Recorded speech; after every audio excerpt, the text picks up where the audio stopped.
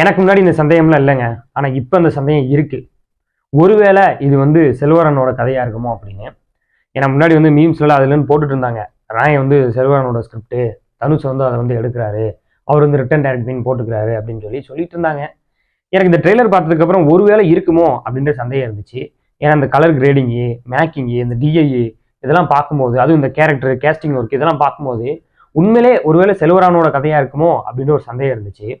தனுஷ் முன்னாடி ஒரு இன்டர்வியூல சொல்லியிருந்தாரு, எங்க அண்ணன் தான் வந்து எனக்கு எல்லாமே சொல்லி கொடுத்தாரு, அவரை நான் அப்படியே இமிடேட் பண்ணேன் புதுப்பேட்டையில, வேற எதுவுமே நான் பண்ணவே இல்லை அப்படின்னு சொன்னாரு. ஒருவேளை அவர்கிட்ட இருந்தே வந்து இந்த மேக்கிங் ஸ்டைலு, டைரக்டிங் ஸ்கில் எல்லாம் வந்து கத்துக்கிட்டு இருந்திருப்பாரு அப்படின்னு எனக்கு தோணுது. ட்ரெய்லர்ல எஸ் ஏ ஜூரியோட லுக்கு சூப்பரா இருக்கு. எனக்கு ரொம்ப பிடிச்சிருந்துச்சு அவருடைய லுக்கு. இந்த இதுல வந்துட்டு சும்மா நான் வந்து எல்லா படத்துலையும் என்னை கூப்பிடுறாங்க நான் போய் நடிக்கிறேன் இல்லாம, ஒவ்வொரு கேரக்டருக்கும் முடிஞ்ச அளவுக்கு அந்த லுக்கை வச்சே அவர் எந்த படத்துல நடிச்சிருக்காருப்பா, இதான்ப்பா இந்த படம்ப்பா, இது மார்க்கெட்டினிப்பா, இது வந்து மாநாடுப்பா அப்படின்னு நம்ம சொல்ற மாதிரி நம்மளை கெஸ் பண்ற மாதிரியான ஒரு லுக்ல வந்துட்டு எஸ் ஏ ஜூரியா ஒவ்வொரு படத்துலையும் வந்துகிட்டு இருக்காரு. இந்த படத்துலையுமே வந்து பாத்தீங்கன்னா எனக்கு தெரிஞ்சு அவருடைய ரோல் வந்து ரொம்ப ப்ராமிசிங்கா இருக்கும் அப்படின்னு எனக்கு தோணுது. ஜீரோ கட்டிங் அடிச்சு ஒரு கட்ட மீசை வச்சு கையை மடிச்சு விட்டு வந்திருக்காரு தனுஷ். அதுவும் அந்த இப்போ ட்ரெய்லர் கட்டில் லாஸ்ட்ல ஒரு ஷாட் ஒன்று போட்டாங்க, போலீஸ் ஸ்டேஷன் வந்து பேசுறது, அப்படியே பாஷாவை வந்து ஞாபகப்படுத்துச்சுங்க. தனுஷ்க்கு என்ன சொல்லியா தரணும், ரஜினி இமிடேட் பண்றதுக்கு எல்லா ஆடியோ லஞ்சில் அதை தானே பண்ணிட்டு இருக்காப்ல. ரஜினி மாதிரி இமிடேட் பண்ணி பண்றதுலாம் சூப்பரா பண்ணிடுவாப்ல, நம்ம பார்க்காமையா இருக்கும். அது இல்லாம ரகுமானோட மியூசிக் இந்த படத்துக்கு வந்துட்டு பெரிய பலமா இருக்கும் அப்படின்னு எனக்கு தோணுது. ஃபர்ஸ்ட் வந்து யோசிச்சுட்டு இருந்தேன், சிங்க் ஆகுமா இது எப்படி, வேற ஒரு டைரக்டரை வச்சுட்டு 50வது படம் தனுஷுக்கு, சரி அப்படி ஒரு மியூசிக் பண்றப்போ சரி மரியாதை மாதிரி ஒரு ஆல்பம் வரும்னு கூட நினைச்சிட்டு இருந்தேன். ஆனா பரவாயில்ல, எனக்கு தெரிஞ்ச ஆல்பமே வந்து பாத்தீங்கன்னா ரொம்ப சூப்பரா வந்துருந்துச்சு. அதுல இந்த ஓராயான்னு ஒரு பாட்டு, எல்லாம் வந்து அந்த அடங்காத அசுரம் தான் பாட்டை வந்து சொல்லிட்டு இருக்கீங்க. எனக்கு தெரிஞ்ச ஓராயா பாட்டு வந்து பாத்தீங்கன்னா சரியான பாட்டுங்க. அதை கேட்டு பாருங்க, செம்ம வைபா இருக்கு, சூப்பரா இருக்கு. எனக்கு தெரிஞ்ச ஒரு கேங்ஸ்டர் படத்துக்கு இப்படி ஒரு சோல்ஃபுல்லான ஒரு சாங் ரகுமானை தவிர வேறு யாருனாலையும் போட முடியாது அப்படின்னு எனக்கு தோணுது. சூப்பரா இருந்துச்சு, எனக்கு ரொம்ப பிடிச்சிருந்துச்சு. ட்ரெய்லர்ல அதை எங்கேயாவது யூஸ் பண்ணுவாப்ல அப்படின்னு நினைச்சிட்டு இருந்தேன், ஆனால் யூஸ் பண்ணவே இல்லை. சர்ப்ரைசிங்கா படத்துல இருக்கும்னு நினைக்கிறேன்.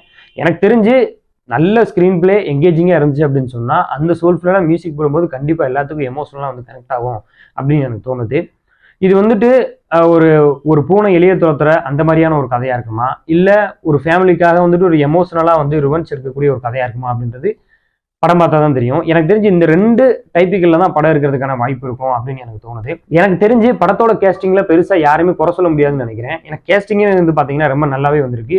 எல்லாருடைய ட்ரெய்லர் கட்ஸ்ல வர எல்லா கேஸ்டிங்ல இருக்கக்கூடிய எல்லா கேரக்டர்ஸுமே வந்து பாத்தீங்கன்னா நல்ல பர்ஃபார்ம் பண்ணக்கூடிய கேரக்டர்ஸ். நம்ம ரொம்ப கிளவரா வந்து தனுஷ் அவர்கள் வந்து கேஸ்டிங் வந்து பிடிச்சிருக்காரு. இன்னைக்கு ஒரு வில்லன் அப்படின்னு பாத்தீங்கன்னா எஸ் ஏ ஜூரியா, தெலுங்குல வந்து பாத்தீங்கன்னா சந்தீப், அப்புறம் ஒரு யங்ஸ்டரா வந்து பாத்தீங்கன்னா காளிதாஸ் செலக்ட் பண்ணி இந்த ஸ்கிரிப்டை வந்து சூஸ் பண்ணியிருக்காரு. ட்ரெய்லர் வந்து பாத்தீங்கன்னா நான் என்ன எதிர்பார்த்தனோ அந்த மாதிரி தான் இருந்துச்சு. நான் பெருசாவும் எதிர்பார்க்கவே இல்லை, சரி ட்ரெய்லர் வரட்டும் பாத்துக்கிறோம் அப்படின்ற ஒரு எதிர்பார்ப்புல தான் இருந்தேன். நான் நினைச்ச அளவுக்கே வந்து பாத்தீங்கன்னா பரவாயில்ல, ஒரு நல்ல ட்ரெய்லராக தான் அந்த படத்துக்கு வந்து விட்டுருக்காங்க.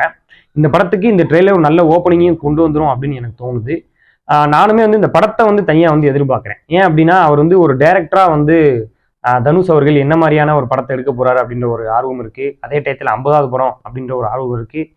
ஏன்னா போன படம் வந்து பாத்தீங்கன்னா பவர் பாண்டி, அதுல அவருடைய போர்ஷன்ல அவரே வந்து ஒரு பிளாஷ்பேக்ல நடிச்சிருப்பாரு.